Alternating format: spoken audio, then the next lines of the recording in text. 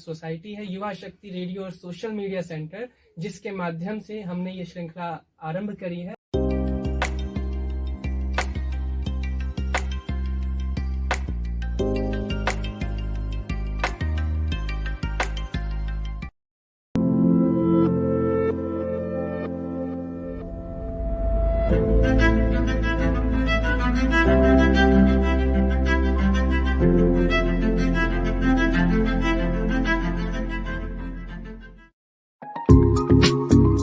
साथियों के साथ साझा किया, क्योंकि हमारा सोसाइटी है युवा शक्ति रेडियो और सोशल मीडिया सेंटर, जिसके माध्यम से हमने ये श्रृंखला आरंभ करी है और तरंगिणी 2024 के माध्यम से। तो इसके लिए मैं आपका हार्दिक आभार व्यक्त करता हूं कि आप अपने बिजी शेड्यूल में से टाइम निकाले, हमारे स्टूडियो में आए और हमारे सभी साथियों को इतनी महत्वपूर्ण जानकारी प्रदान करी। और हमारी अरण्यानी सोसाइटी, इन्वायरमेंटल सोसाइटी, हमारे उसके सभी सदस्य, सभी शिक्षकगण, हम लोग भी बहुत शुक्रगुजार हैं, बहुत थैंकफुल हैं कि हमारा जो युवा शक्ति रेडियो है, उन्होंने हमें ये एक प्लेस दिया, एक मौका दिया हमारी बात को रखने का, और जिससे ज्यादा से ज्यादा लोगों से हम जुड़ सकते हैं। सो धन्यवाद सत्यम। नमस्कार साथियों, आज है तारीख 12 मार्च 2024 और अभी इस वक्त हम लोग स्टूडियो में हैं अपने कॉलेज के युवा शक्ति रेडियो रिकॉर्डिंग और सोशल मीडिया सेंटर में, और हमारे साथ हैं एनवायरमेंटल सोसाइटी के कन्वीनर मैडम सपना चौरसिया मैम और बबीता मैम। और आज का ये इवेंट इसलिए खास होने जा रहा है क्योंकि आज अपने सोशल मीडिया सेंटर के माध्यम से हम लोग एक नई श्रृंखला शुरू करने जा रहे हैं। इसके अंतर्गत कि हमारे कॉलेज में जो भी आने वाले कार्यक्रम होंगे उस पर हम सभी साथी से उसे इवेंट से पहले बातचीत कर सकें और उन तक ये मैसेज पहुंचा सकें कि किस तरह का कार्यक्रम होगा और किस तरह से आप पार्टिसिपेट कर सकते हैं। इस श्रृंखला के अंतर्गत हमने सबसे पहले एनवायरमेंटल सोसाइटी, जिसका नाम अरण्यानी है, उस का तरंगिणी 2024 इवेंट को कवर किया है। पहला प्रश्न तो मैं आपसे यही पूछना चाहूंगा कि हमारी जो सोसाइटी है उसका नाम बहुत ही मुझे अनोखा लगता है और हमारे सभी छात्रों को भी लगता है, जिसका नाम है अरण्यानी। तो पहले मुझे ये बताइए कि अरण्यानी का अर्थ क्या होता है? हमारी जो सत्यवती कॉलेज इवनिंग में 2015 से इन्वायरमेंटल सोसाइटी जो काम कर रही है पिछले 9 वर्षों से, हमारी उस सोसाइटी का जो नाम है वो अरण्यानी है। अरण्य का मतलब होता है वन, जंगल, और जब हम अरण्यानी को देखते हैं तो अरण्यानी का मीनिंग होता है गॉडेस ऑफ फॉरेस्ट, जिसको हिंदी में हम कहते हैं वनों की देवी। हमने अपनी ये जो सोसाइटी का नाम है उससे प्रेरित होकर रखा है, क्योंकि जब भी हम इन्वायरमेंटल कंजर्वेशन, पर्यावरण संरक्षण की बात करते हैं तो हम उसमें हमारे जंगलों का संरक्षण, नदियों का, पहाड़ों का, हमारे सारे प्राकृतिक संसाधनों के संरक्षण की बात करते हैं। तो हमने वनों से, जंगलों से एक प्रेरित होके हमारी सोसाइटी का नाम दिया है अरण्यानी, गॉडेस ऑफ फॉरेस्ट, जंगलों की देवी। और जब हम जंगल को देवी मानते हैं, हम उनको पूजनीय मानते हैं, तो हमारा ये सोचना है कि हमारे भारतीय व्यवस्था में, हमारे भारतीय कल्चर में, इंडियन कल्चर में, हम हमेशा जब जिसको पूजन करते हैं, जिसको पूजनीय मानते हैं, तो उसके प्रति हमारी श्रद्धा, आस्था और उसको संरक्षण करने का हमारा जो एक डेडिकेशन है, वो दृढ़ निश्चय है, वो बढ़ जाता है। मैम, आपने इतने बखूबी, इतने सुंदर तरीके से इस नाम का अर्थ बताया, और अर्थ के साथ साथ कहीं ना कहीं हमारी जो प्राचीन परंपरा है उसको भी, एक उसके आयाम को भी हम सबके साथ साझा किया।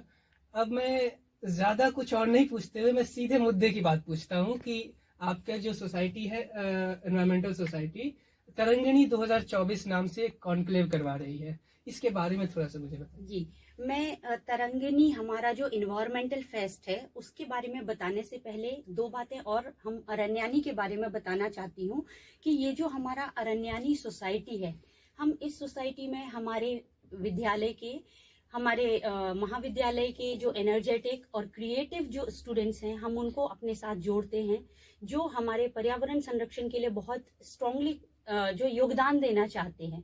उन छात्रों के साथ हम हमेशा प्रयासरत रहते हैं कि हम बहुत सारे ऐसे कार्य कर सके जो हमारे पर्यावरण को बचाने में महत्वपूर्ण रहेंगे, और उसी को लोगों में जागरूकता के लिए, लोगों को अवेयर करने के लिए हम प्रतिवर्ष हर वर्ष हम एक फेस्ट का आयोजन करते हैं जिसमें हम बहुत सारे इवेंट्स ऑर्गेनाइज करते हैं, डिफरेंट इवेंट्स जो हमेशा हमें कुछ ना कुछ मैसेज देते हैं।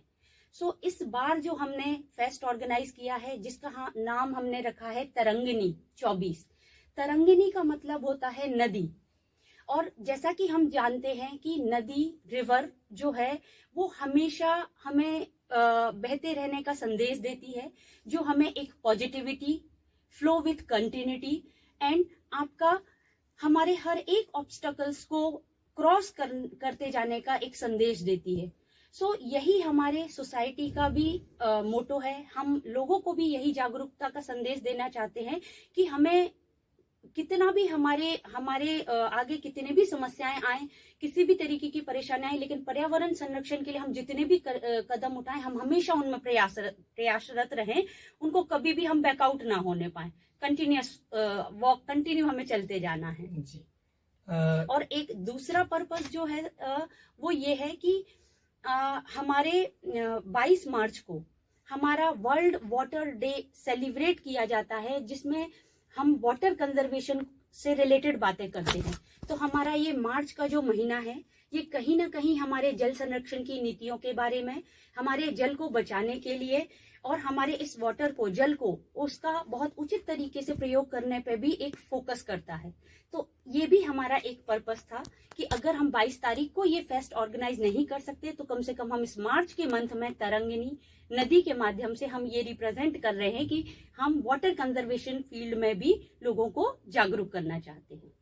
जी, तो आपने मुझे अभी हमारे साथियों को भी बताया कितनी गहराई से इस नाम को सोचा गया है और किस तरह से एक उत्सव की तरह इसकी पूरी प्लानिंग करी गई है। तो मैं तो बहुत एक्साइटेड हो रहा हूँ इस इवेंट के लिए। मैम, मैं बबीता मैम से जानना चाहूँगा कि ये जो इवेंट होने जा रहा है तरंगिणी 2024, इसके अंतर्गत ऐसी कौन कौन सी कार्यक्रम रखे गए हैं विशेषता, जो कि एक तरह से इसको चार चांद लगाते हैं? देखो, जब हमने इनिशियली प्लान किया था कि तरंगिणी का स्वरूप कैसा होगा, तो हमने ये प्लान किया कि एक दिन की एक्टिविटीज नहीं, हम इसको 2 दिन का फेस्ट बनाएंगे। फर्स्ट डे हमने एक एनवायरमेंटल कॉन्क्लेव रखा है जिसमें हमने अलग अलग फील्ड से जो है एक्सपर्ट्स को बुलाया है। एक हमारे एक्सपर्ट डिपार्टमेंट से एकेडमिशियन है प्रोफेसर चिरश्री घोष। दूसरे हमारे जो गेस्ट स्पीकर है वो मिस्टर मधुकर वार्ष्णेय हैं जो राइज फाउंडेशन से हैं, जो कि काफी अच्छा कार्य कर रहे हैं सॉलिड वेस्ट मैनेजमेंट में। और एक हमारे जो रिटायर्ड कर्नल है सूर्यवंश शर्मा जी, वो पॉलिटिकल फील्ड से है। तो जब हम सस्टेनेबिलिटी की बात करते हैं तो सिर्फ आपको साइंटिफिक व्यू नहीं चाहिए, आपको सोसाइटी का व्यू भी चाहिए, आपको पॉलिटिकल एंगल भी चाहिए, तो आपको सारी फील्ड्स की जो है एक्सपर्टीज चाहिए। तो जो हमने टाइटल रखा है कि route towards sustainability and the idea of achieving the concept of विकसित एंड डेवलप्ड भारत, तो हमें लगता है जब ये चर्चाएं होंगी और डिफरेंट फील्ड के जब एक्सपर्ट्स हमारे पास होंगे तो डेफिनेटली हमारे पास कुछ सॉलिड निकल के आएगा जो हम इम्प्लीमेंट कर सकते हैं और छात्रों को इससे काफी कुछ सीखने को मिलेगा। और इसके अलावा हमने क्योंकि प्राकृतिक जो चीजें हैं उनका बहुत महत्व होता है, तो किस तरीके से हम पेबल्स को, जो कि रिवर के किनारे हमें मिलती हैं, जिनका बहुत इम्पोर्टेंस है सॉइल फॉर्मेशन में, और हमारा जूट जो है वो भी एक नेचुरल प्राकृतिक फाइबर है, बायोडिग्रेडेबल है, और जूट के लिए काफी कुछ ये भी हो रहा है कि आप जूट को जो है, क्योंकि वो बायोडिग्रेडेबल सब्सटेंस है, नेचर से, प्रकृति से उत्पन्न होता है, तो उसको हमें प्रमोट करना चाहिए। रिड्यूस, रीयूज, रिसाइकिल की फिलॉसफी अगर आपको करनी है तो। मैम, आपने इतने अच्छे तरीके से और इतने ब्रीफ में इवेंट के बारे में बताया और उसकी प्लानिंग कैसे हुई ये भी बताया।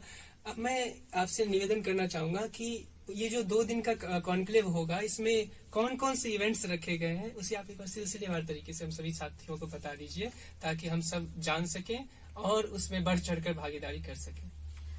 हमारा ये जो, जैसे कि शुरू में मैंने बताया, इन्वायरमेंटल फेस्ट 2 दिन का जो प्रोग्राम है, तो उसमें हमारा एकेडमिक कम कल्चरल ये कंबाइंड इवेंट है और उसमें बहुत सारे इंटर कॉलेज कॉम्पिटिशन्स हैं। सो फर्स्ट जो इन्वायरमेंटल कॉन्क्लेव है जिसमें हमने डिफरेंट पर्सनैलिटीज को बुलाया है, जिसके बारे में आपको बबीता मैम ने बहुत अच्छे से एक्सप्लेन किया कि हमने डिफरेंट डिफरेंट फील्ड के लोगों को बुलाया है।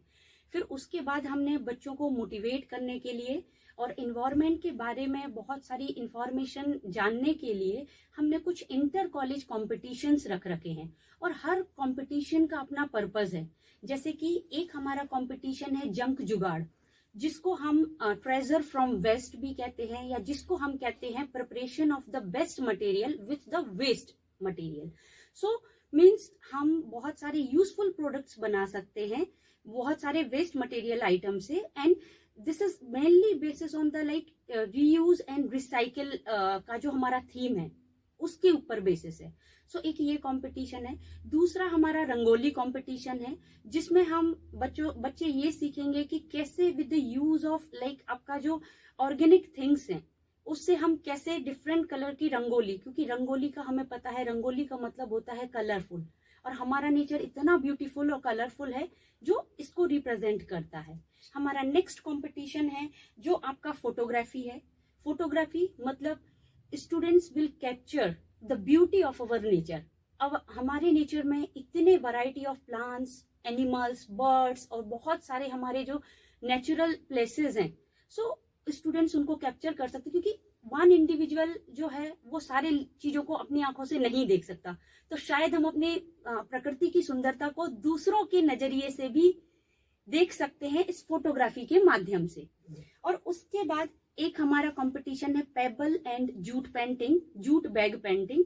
सो ये पेबल्स जो हम कहते हैं पत्थर, हम कहते हैं पत्थर जिसका कोई वैल्यू नहीं है, नॉन लिविंग थिंग है, बट हमारे नेचर में चाहे कोई चीज लिविंग हो या नॉन लिविंग, सबका एक बहुत इंपॉर्टेंस है, सिग्निफिकेंस है। सो हमारे ये जो पेबल्स हैं, बिकॉज हमारा जो सॉइल फॉर्मेशन होता है वो इन्हीं पत्थरों से होता है, और उसी सॉइल में हमारा जो क्रॉप प्रोडक्शन होता है जिसपे हमारी सारी ह्यूमन और सारे लिविंग ऑर्गेनिज्म डिपेंडेंट होते हैं।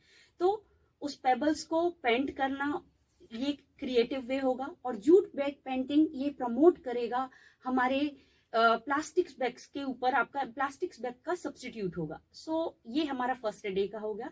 सेकेंड डे में हमारे डिफरेंट कॉलेजेस नुक्कड़ नाटक परफॉर्म करेंगे, जो एक स्ट्रॉन्ग मैसेज देंगे कि how we can protect, conserve और नर्चर अवर नेचर, या हमारे कौन से ऐसे हमारे एक्टिविटीज हैं जो हमारे इन्वायरमेंट को डिग्रेड करती हैं, और हमें उन एक्टिविटीज को चेक करना है, बैन करना है, रोकना होगा। सो नुक्कड़ नाटक, एंड देन उसके बाद सिंगिंग कॉम्पिटिशन, एंड आपका है फैशन शो। सो फैशन शो हमारा यही रिप्रेजेंट करेगा कि अगेन कि हमारे इन्वायरमेंट में किस तरीके की डिग्रेडेशन हो रहा है और हम कैसे उसको इम्प्रूव कर सकते हैं। जी, साथियों के साथ साझा किया, क्योंकि हमारा सोसाइटी है युवा शक्ति रेडियो और सोशल मीडिया सेंटर, जिसके माध्यम से हमने ये श्रृंखला आरंभ करी है, और तरंगिणी 2024 के माध्यम से। तो इसके लिए मैं आपका हार्दिक आभार व्यक्त करता हूं कि आप अपने बिजी शेड्यूल में से टाइम निकाले, हमारे स्टूडियो में आए और हमारे सभी साथियों को इतनी महत्वपूर्ण जानकारी प्रदान करी। और हमारी अरण्यानी सोसाइटी, इन्वायरमेंटल सोसाइटी, हमारे उसके सभी सदस्य, सभी शिक्षकगण, हम लोग भी बहुत शुक्रगुजार हैं, बहुत थैंकफुल हैं कि हमारा जो युवा शक्ति रेडियो है उन्होंने हमें ये एक प्लेस दिया, एक मौका दिया हमारी बात को रखने का, और जिससे ज्यादा से ज्यादा लोगों से हम जुड़ सकते हैं। सो धन्यवाद। धन्यवाद सत्यम।